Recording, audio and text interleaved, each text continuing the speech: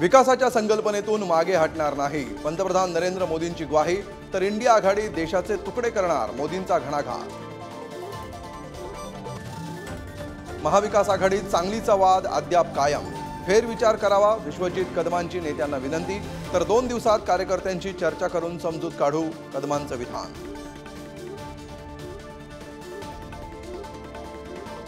लोकसभा निवडणुकीची शरद पवारांच्या राष्ट्रवादीची तिसरी यादी जाहीर. साताऱ्यातून शशिकांत शिंदे तर रावेरमधून श्रीराम पाटलांना उमेदवारी.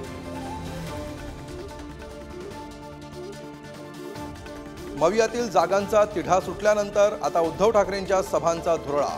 दुसऱ्या टप्प्यातील मतदारसंघात 21 तारखेपासून प्रचार सभा.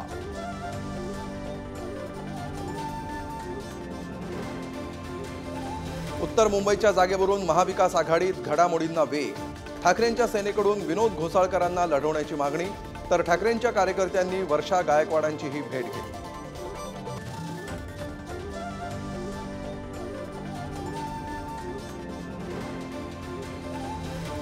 एकनाथ खडसेंना राज्यपाल बनवू नका.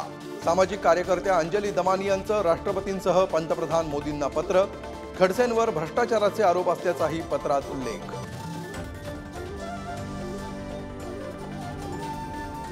नाना पटोलेंच्या गाडीला अपघात. नाना पटोले सुखरूप.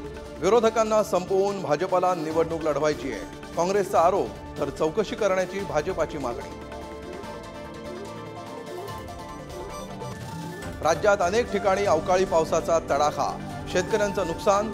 तर दुसरीकडे उष्णताही वाढली.